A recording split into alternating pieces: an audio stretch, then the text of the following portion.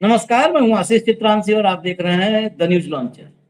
America ने समंदर में ईरान का एक जहाज जब्त किया था, टूस का। ईरान ने कहा, हम जवाबी कार्रवाई करेंगे और बदला पूरा करेंगे। सूद ब्याज समेत किया। सिर्फ अमेरिकी जहाज नहीं या अमेरिका से जुड़े हुए, इजराइल से जुड़े हुए जहाज नहीं, भारत आने वाले ऐसे जहाज जिनका इजरायली या अमेरिकी कनेक्शन था, उनको भी उठा ले। और सबसे ताजा मामला है एक बड़ा जहाज, जिस जहाज को अमेरिका का मददगार माना जा रहा था, वो लगातार उस इलाके से निकल करके अमेरिका के संपर्क में रहता था। उस पर बहुत सारा आईआरजीसी ने डिटेल बताया है।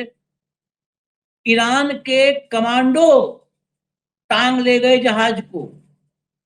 अमेरिका, एक कथित सुपर पावर, अब तो सुपर पावर कहने में भी झिझक होती है, उसको रगड़ कर रख दिया ईरान ने पिछले 50-55 दिनों के बीच। लेकिन उस ईरान जिससे हमारी मित्रता सैकड़ों साल नहीं, हजारों साल पुरानी है, वो ईरान जिसकी आबादी 10 करोड़ है, और उसका ये मित्र भारत जिसकी आबादी 143 करोड़ है। 143 करोड़ वाला भारत 10 करोड़ वाले ईरान से कमजोर क्या है?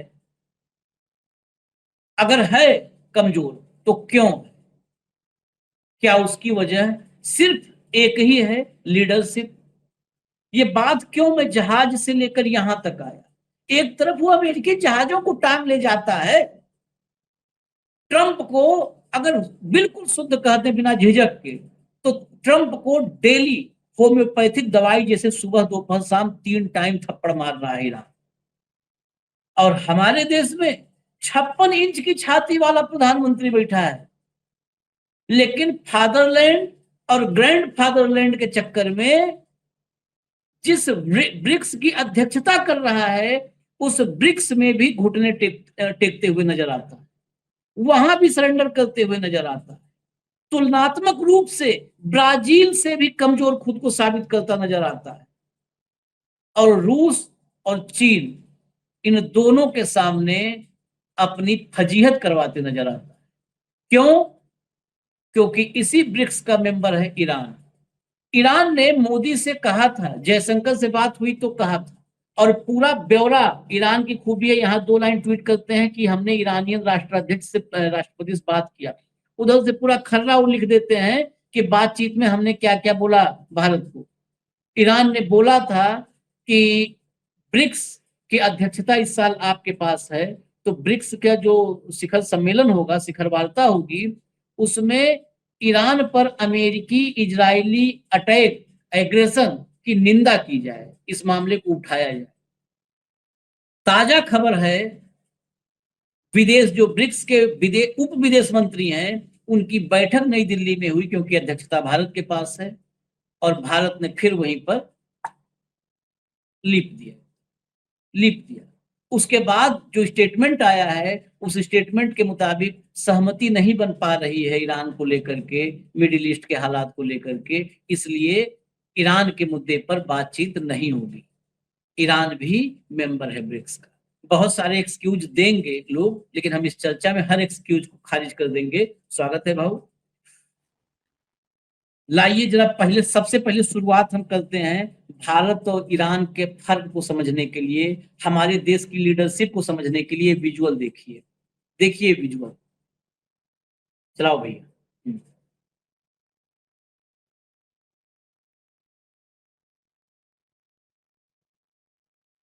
ये आईआरजीसी ने बताया है, एपामिनोडास जहाज जो जब्त किया गया, वो जब्त इसलिए किया गया क्योंकि यह अमेरिकी सैन्य हितों की मदद कर रहा था। विजुअल जारी करके उन्होंने बताया है कि अमेरिकी सैन्य हितों की मदद कर रहा था। ईरान की नौसेना ने आरोप लगाया है कि इस जहाज ने पिछले महीनों में कई बार अमेरिकी पोर्ट्स का दौरा किया, साथ ही चेतावनियों को नजरअंदाज किया गया। इसके बाद जहाज को कब्जे में ले लिया गया। यह कार्रवाई यूएस द्वारा ईरानी जहाज टोस्का को पकड़ने के बाद जवाबी कार्रवाई के रूप में देखी जा रही है। और यह भी बताया जा रहा है कि यह जहाज भी भारत ही आ रहा था। यानी अगर ये IRGC के आरोप, हम तो अभी भी भारत के एंड से खड़े होकर के देखने की कोशिश करेंगे, अगर ईरान के आरोप सही हैं, तो क्या भारत अमेरिका और इजराइल के का जो युद्ध का पूरा रणनीति है उसमें एक टूल की तरह से काम कर रहा है? अगर ये बार बार अमेरिकी पोर्ट जाने वाले जहाज भारत के बंदरगाहों के लिए निकल रहे हैं, तो क्या भारत अप्रत्यक्ष रूप से इस युद्ध में अमेरिका और इजराइल का टूल बना हुआ है और अपना 56 इंची चुनाव प्रचार में व्यस्त है? इसका भी जवाब लेंगे, लेकिन एक साथ लेंगे जब हम ये खबर जोड़ देंगे अगली। भैया अगली खबर लाइए। ब्रिक्स में नहीं उठेगा ईरान अमेरिका इजराइल की जंग का मुद्दा, नहीं बन पा रही आपसी सहमति। ये वही ब्रिक्स है जिसको डेड कहा था ट्रंप ने, और वाकई डेड कर दिया। माध्यम कौन बना? मोदी, मोदी के जरिए। चलिए, उसके पास सबसे इस समय ताकतवर मिसाइल का नाम मोदी ही है। 2026 में ब्रिक्स की अध्यक्षता भारत कर रहा है। भारत ने कहा कि ब्रिक्स के उप विदेश मंत्रियों और मिडिल ईस्ट तथा उत्तरी अफ्रीका मामलों के विदेश विदेश दूतों ने 24 अप्रैल को नई दिल्ली में मुलाकात की और क्षेत्र की मौजूदा स्थिति पर विचार विमर्श किया। सदस्यों ने मिडिल ईस्ट में हाल ही में हो रहे संघर्ष पर गहरी चिंता व्यक्त की और इस मामले पर अपने विचार तथा आकलन पेश किए। आगे चलिए जरा। पिछले महीने जो है मार्च में, ये इंडियन एक्सप्रेस की खबर नहीं है, दरअसल खबर तो ईरान ने पोस्ट की थी, लेकिन इंडियन एक्सप्रेस ने छापा था। एक रिपोर्ट छापी थी जिसमें कहा गया था कि 13 मार्च को ईरान ने भारत से बात की। ईरान चाहता था कि भारत जो इस समय ब्रिक्स की अध्यक्षता कर रहा है, ब्रिक्स की ओर से एक बयान जारी करने में अगुवाई करे। इस बयान में पिछले 2 हफ्तों के दौरान ईरान पर हुए अमेरिका और इजराइल के हमलों की निंदा की जानी थी। आगे चलिए भैया, आगे चलिए।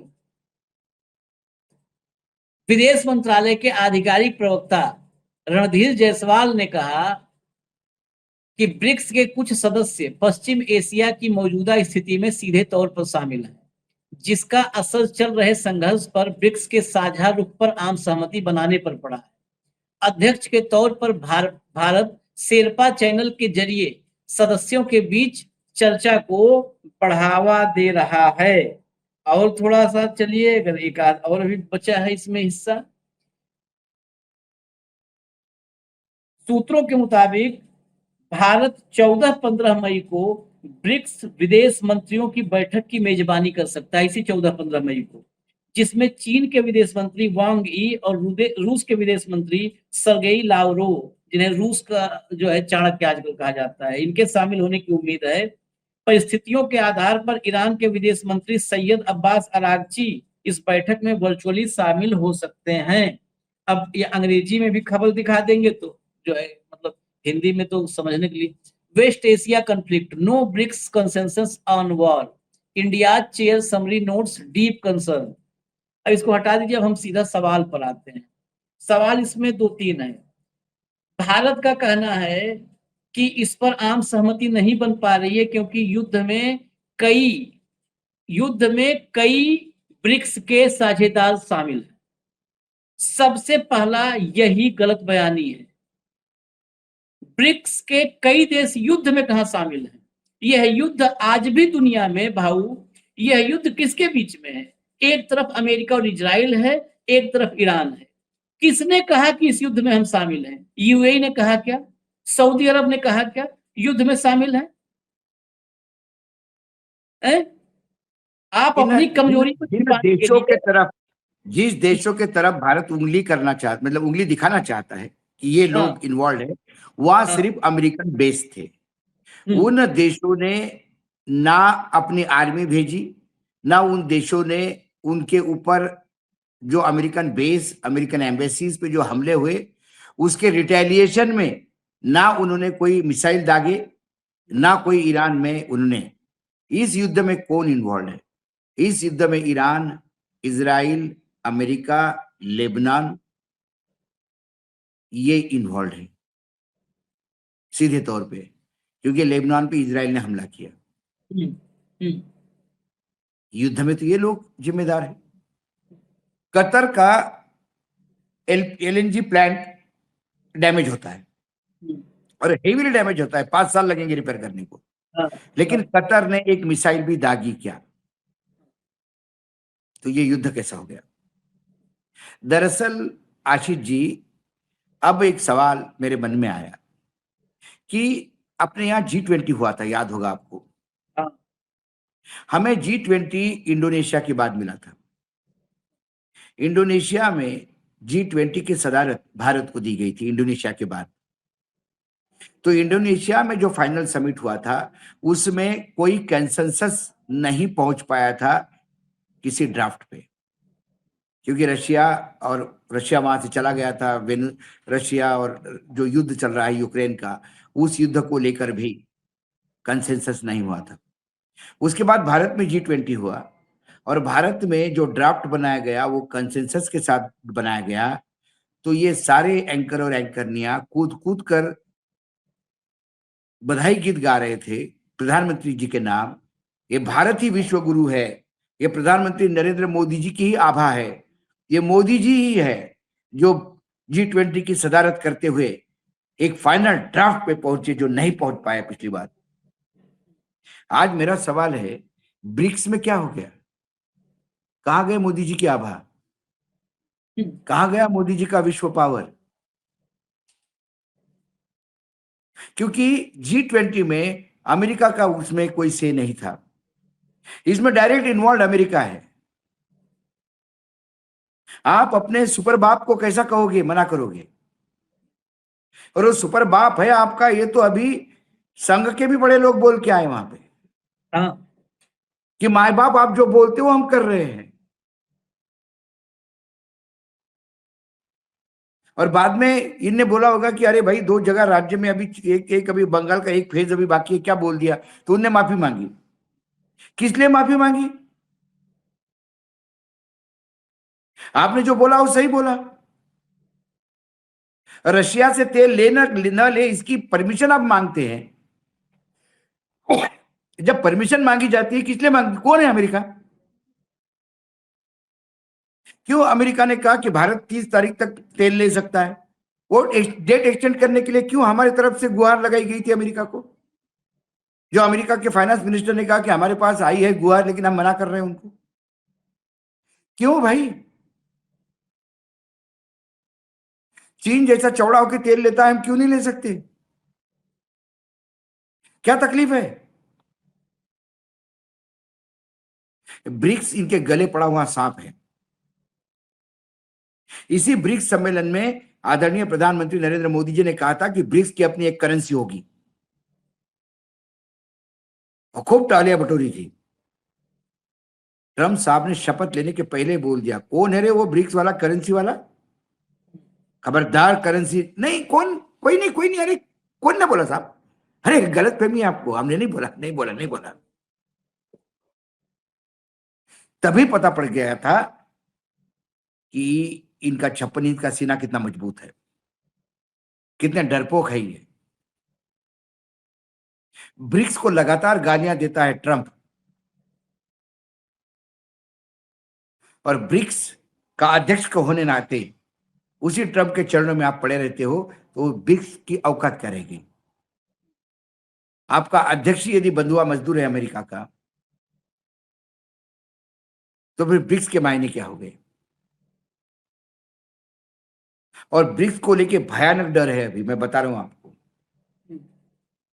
मैं व्यक्तिगत तौर पे बता रहा हूं आपको आशीष जी।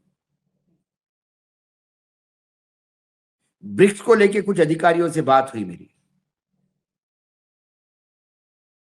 उनको प्रॉब्लम है कि ब्रिक्स का बहुत सारा जो हेड ऑफिस है वो रशिया में है, हम्म, और इससे थर्रा रहे कि अमेरिका बुरा मान जाएगा। इसलिए ब्रिक्स के बारे में नरोवा कुंजरोवा चल रहा है हमारे देश में। ब्रिक्स का समिट भी होगा तो देखना कि आवाज भी नहीं आएगी, कोई फोटो पोस्टर नहीं लगेंगे इस बार, अमेरिका के डर से। ये बहुत बड़ी बात आपने कही। हाँ, क्योंकि ब्रिक्स तो बहुत बड़ा, भारत के लिए तो सबसे बड़ा प्लेटफॉर्म था। इसके लिए तो कहीं पर वो हो नहीं रहा है? मैंने कहा आपको, ये ब्रिक्स के मुंह से ब्रिक्स निकला तो इनको रात को नींद नहीं आती। आपने ब्रिक्स के जगह ईट को भी अंग्रेजी में ब्रिक कहते हैं, आपने उस ब्रिक का भी जिक्र किया तो इराक को उठ के खड़े हो जाते हैं कि अमेरिका ने सुन तो नहीं लिया। ये डरपोक है बहुत। व्यक्तिगत मैं बता रहा हूं आपको, अधिकारी से जब बात हुई, उन्होंने बोला ये बहुत ब्रिक्स गले पड़ गया। मतलब ब्रिक्स के लेके कोई भी भारत सरकार कुछ भी करे तो अमेरिका का हंटर पड़ता है पीठ पर। और अमेरिका ने इतने हंटर मारे, अभी तक की जगह नहीं शरीर पर, और कहां ले।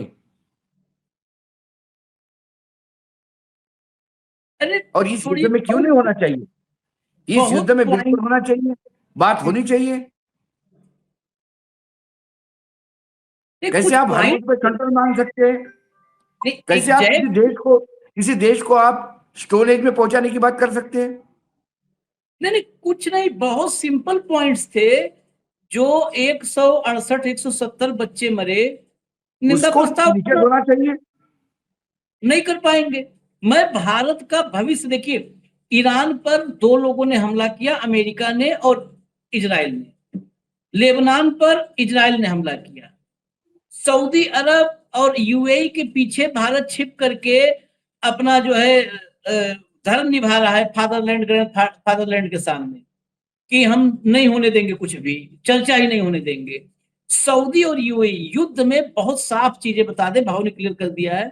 युद्ध में कोई भी देश शामिल होता है, वो डिक्लेयर करता है कि अब हम युद्ध में हैं। नहीं, यूएई और युद्ध में सऊदी सिर्फ आगे बम खाने वाला देश नहीं होता युद्ध में, एक होता है युद्धग्रस्त। हाँ, भारत युद्धग्रस्त देश है। इस युद्ध की आंच हम पे आ रही है। हम युद्धग्रस्त मतलब युद्ध में नहीं है, लेकिन हमारे यहाँ तेल की, गैस की किल्लतें इतनी है कि पलायन हो रहा है शहरों शहरों में से। तो जो सऊदी की स्थिति है वो भारत की स्थिति है। हमारे यहाँ गैस नहीं, उनके यहाँ मिसाइल पड़ रहे हैं। अरे मणिपुर 3 लोग मर गए, फिर गोलीबारी में 3 फिर मरे। 3, मैं अभी ताजा खबर बता रहा हूं आपको, मणिपुर में 3 डेथ हुई है। भयंकर बवाल मणिपुर में। हमारे यहाँ तो 4 साल से अगर वैसे देखा जाए तो हालात वही है। हालात है। तो 4 साल से गृह युद्ध है क्या, हम ऐसे थोड़ी बोलेंगे। एक मणिपुर में हो रहा तो गृह युद्ध थोड़ी बोलेंगे उसको। इस पूरे, मैंने कहा ना, इसमें सिर्फ जो इन्वॉल्व है इजराइल, अमेरिका, ईरान और लेबनान। बस। और वो लेबनान भी इसलिए कि लेबनान के तरफ से लगातार फायरिंग हो रही है और इनकी फौजें लेबनान में घुस चुकी है। दक्षिण लेबनान युद्ध का स्थल बना हुआ है। इसीलिए सीज फायर में बार बार लेबनान का भी जिक्र होता है।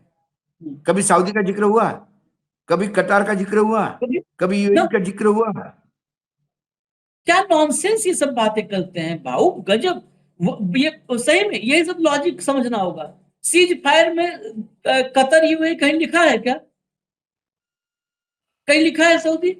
कहीं नहीं लिखा है। एक बात बड़ी चिंता की है, मैं जरा वो फोटो दिखा दीजिए जो उप विदेश मंत्रियों की बैठक हुई है। रणधीर जायसवाल, देखिए जयशंकर तक नहीं, रणधीर जायसवाल से ही आजकल देश में काम चल रहा है। प्रधानमंत्री बना दो रणधीर जायसवाल को ही। ये देखिए, जब आपको है जब आपको और ऊपर ट्वीट भी जब, दिखा दीजिए। जब शर्म आती है लोगों को सामने फेस करने का। हाँ,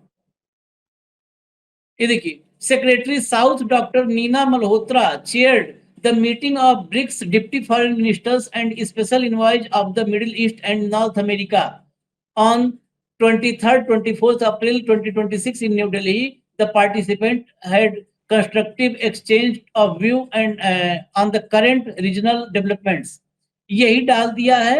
रणधीर जायसवाल खत्म हो गया। सोचिए, ब्रिक्स भारत के लिए सबसे बड़ा प्लेटफॉर्म, उस पर ऐसा सन्नाटा पसरा है। कितना डरपोक आदमी कैसे देश को का डंका बजा सकता है? और इससे बड़ा सवाल, आखिरी सवाल है भाऊ, ब्रिक्स में ऐसे में भारत का क्या भविष्य है? अगले साल मैं 2 साल में चल रहा हूं। पिछले साल ब्रिक्स की अध्यक्षता ब्राजील के पास थी 2025 में। और 2025 में इजराइल ने अटैक किया था ईरान पर। वो युद्ध चला था 10-12 दिन। उसके बाद आखिर में वो 3 धमाके किया G7 से लौट करके ट्रंप ने, और रुक गया था। उस वक्त जो हुआ वॉर, वो भी वॉर ही था। उसमें भी ईरान ने बहुत मारा था। ईरान और इजराइल के उस युद्ध के वक्त 25 में अध्यक्षता थी ब्राजील के पास, और ब्राजील ने अध्यक्ष के रूप में निंदा प्रस्ताव पारित किया था। निंदा प्रस्ताव पारित किया था भाऊ। क्योंकि और ब्राजील, आशीष हम्म, जी, ब्राजील अपनी स्वाभिमान, आत्मसम्मान के लिए जाना जाता है। हाँ, ब्राजील अपने सार्वभौमता के लिए माना जाता है। ब्राजील ने अपना आत्मसम्मान अमेरिका के चरणों में स्वाहा नहीं किया है, चढ़ाया नहीं है। भारत की अस्मिता, ब्राजील की अस्मिता है। भारत की अस्मिता यदि हमारे नेताओं ने अमेरिका के व्हाइट हाउस के सीढ़ियों पर अर्पित की है, हम्म, तो फिर आपकी औकात तो नहीं कि आप निंदा प्रस्ताव पारित करो, कम से कम उन बच्चों के मौत पे। हम्म। नहीं हो सकता। अगले साल ये ब्रिक्स की अध्यक्षता जा रही है चीन के पास में, 25 बता दिया, अब 27। 27 में चीन के पास अध्यक्षता रहेगी। मैं भारत के भविष्य को लेकर के सीधा पूछ रहा हूं। उस ब्रिक्स में ब्राजील है, जिसका मैंने बता दिया स्टैंड कि उसने निंदा प्रस्ताव पारित किया। मैं अभी आपको लूला डिसिल्वा को सुनवाऊंगा, आप हैरान रह जाएंगे सुन करके कि कितना तगड़ा अमेरिका और इजराइल को लेकर के कैसा स्टैंड है ब्राजील का। एक ब्राजील हो गया, रूस और चीन, इनको तो अब आप जुड़वा भाई के रूप में देख सकते हैं। ये तो खुलेआम ईरान के साथ, ईरान है ब्रिक्स में। एक साउथ अफ्रीका है, साउथ अफ्रीका के रामफोसा व्हाइट हाउस में जवाब दे करके आए थे ट्रंप को, बिल्कुल जब इसने कहा मुंह पे जवाब जवाब लेके नहीं आए दे थे। सकते, तुम्हारे यहाँ नरसंहार हो रहा है। जब ट्रंप ने बोला तुम्हारे यहाँ हाँ, नरसंहार हो रहा है, तो जवाब दिया था। बोले तो क्रिश्चियन लोगों का नरसंहार हो रहा, तो उसने बोला ये बात डिस्कस करने के लिए नहीं आया हूं मैं, हाँ, ये नहीं है एजेंडे में बात करने की, तो और वो आप मेरे देश सोचिए में हो रहा है, मैं देख लूंगा, आपको चिंता करने की जरूरत नहीं है।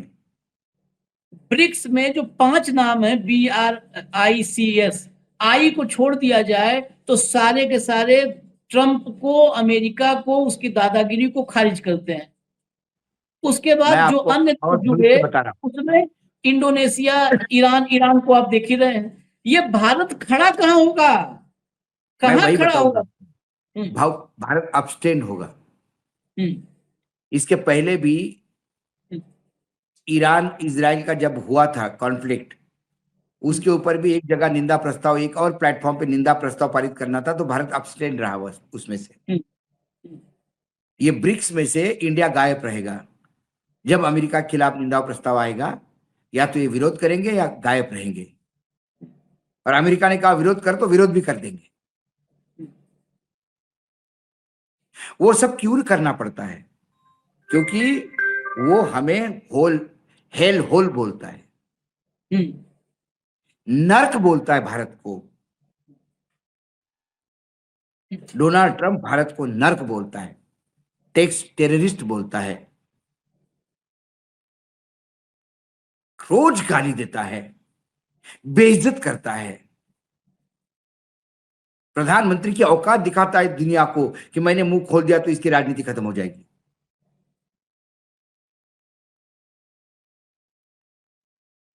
और तो क्या करते हैं?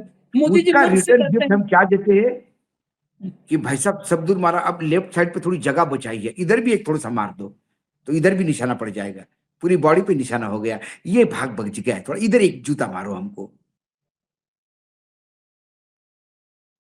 मोदी इफ जी बड़े गर्व इफ से, एट गर्व। All white house thinks that India is a hell hole, तो फिर हम तुमको, जिस दिन इंडिया के लोगों ने हाथ हटा दिया अमेरिका के सॉफ्टवेयर इंडस्ट्री से, सिलिकॉन वैली से, हम तो, आप तो हमको नर्क का दरवाजा बोल रहे हो। आप नर्क हो, नर्क, नर्क हो जाओगे। यू विल रोज नॉट गाली बी अ खाते हेल हैं, क्या होल, करते you will be a hello. नहीं, रोज गाली खाते हैं, क्या करते हैं? मैं तो गाली मुझे देते ही रहते हैं मंच से, चुनावी मंच से। ये कांग्रेसी विपक्षी, अरे कांग्रेसी छोड़ो, तुमको अरे विदेश से भैया, गालियां मिल रही हैं। देश में बहुत लोग हैं गाली देने वाले, 143 करोड़ में से 100 करोड़ लोग गाली देते हैं, उनसे प्रोटीन ले लो ना। ये विदेश से प्रोटीन क्यों इंपोर्ट कर रहे हो? हाँ, कोई देश इज्जत में रखो खाते हमारी, विदेश हमारे में। यहाँ प्रोटीन की कमी है क्या? आपको यहाँ मैं रोज फ्लड हो रहा है गालियों का। ब्राजील के राष्ट्रपति को सुनवाता हूं, क्योंकि 25 में अध्यक्षता थी उनके पास। ब्रिक्स में भारत की स्थिति ये सुनवाने का मोटिव है थोड़ा तकनीकी में फिर कह रहा हूं कि आज फिर ये मसला तकनीकी बहुत, ये डिप्लोमेटिक बारीकियां इसमें है, लेकिन सुनिएगा, ये ब्राजील के राष्ट्रपति हैं, भारत के साथ ही है Hoje nós temos guerra. A invasão do Iraque foi uma mentira. Cadê as armas químicas que o Saddam Hussein tinha? Nunca encontraram. A invasão pela França e pela Inglaterra na Líbia foi outra mentira. बंद कर दो, अंग्रेजी वाले transcript पढ़ लेंगे, मैं हिंदी में बता दे रहा हूँ, पूरा हिंदी अनुवाद इसका। ब्राजील के राष्ट्रपति लूला बोल रहे हैं, इराक पर आक्रमण झूठा था, सद्दाम हुसैन के पास कथित तौर पर मौजूद सामूहिक विनाश के हथियार कहाँ हैं? वे कभी नहीं मिले। लीबिया में फ्रांस और इंग्लैंड का आक्रमण एक और झूठ था, सबको रगड़ दिया। लीबिया में फ्रांस और इंग्लैंड का आक्रमण एक और झूठ था, जिसने हमारे इतिहास के उस मोड़ पर भारी नुकसान पहुंचाया। गाजा में इजराइल द्वारा किया गया आक्रमण और नरसंहार एक और बहुत बड़ा झूठ है। और अब इजराइल द्वारा लेबनान पर बमबारी किस बहाने से? और अब संयुक्त राज्य अमेरिका द्वारा ईरान पर आक्रमण किस बहाने से? ये देखिए 56 इंच फीता उता लेके वहां कोई नहीं खड़ा है नापने के लिए, लेकिन आदमी की अपनी एक सॉवरेनिटी होती है देश की। अरे मनमोहन सिंह जिनको मौनी बाबा बोलते थे, जिस मनमोहन सिंह पे ये हंसते थे, उस मनमोहन सिंह ने इंटरनेशनल प्लेटफॉर्म पे खड़ा होकर कहा था कि इजराइल द्वारा हमास पे किया हुआ हमले की निंदा करता है देश भारत। और एक बात जोड़ दें, निंदा छोड़िए, उसके आगे मनमोहन सिंह प्रधानमंत्री थे, अमेरिका के दौरे पर थे, उसी वक्त अमेरिका ने ईरान पर प्रतिबंध बढ़ाए थे और सैंक्शंस बढ़ाए थे। तो वहां पर वो तो प्रेस कॉन्फ्रेंस करने के आदी थे, वो तो रोज प्रेस कॉन्फ्रेंस करते थे, उनसे जितना सवाल पूछो बताते थे। तो उनसे प्रेस कॉन्फ्रेंस में पूछा गया अमेरिका में, अमेरिकी पत्रकार ने, कि ईरान पर सैंक्शंस बढ़ा दिया है अमेरिका ने, ईरान से आप तेल खरीदते हैं, क्या तेल आप ईरान से खरीदना बंद करेंगे? क्लिप आज भी मौजूद है। मनमोहन सिंह ने कहा नहीं, ईरान से तेल खरीदना अमेरिका से संबंधों पर नहीं तय होता है। ईरान से तेल खरीदना भारत का अपना निर्णय है, ईरान से तेल खरीदना भारत जारी रखे।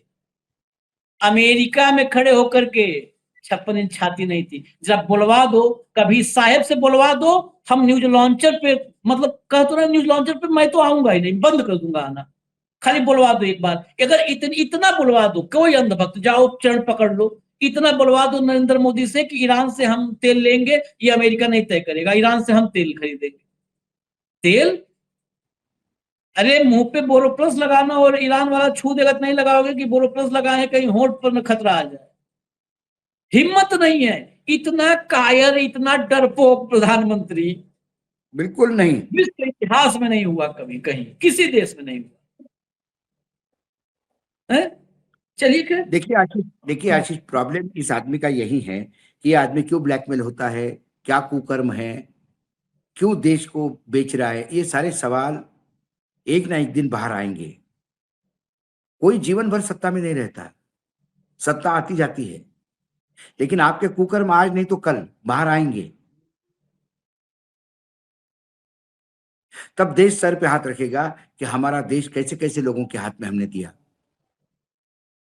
जिन्हें व्यक्तिगत स्वार्थ के लिए देश की अस्मिता को दांव पे लगा दिया था। चलिए, दांव पे तो लगा ही दिया है। देखिए ब्रिक्स का भी हाल आप देख ही लिए। हमें इजाजत दीजिए, फिर हम अपडेट्स के साथ आएंगे जो भी खबरें होंगी। धन्यवाद भाऊ, बहुत बहुत धन्यवाद। नमस्कार।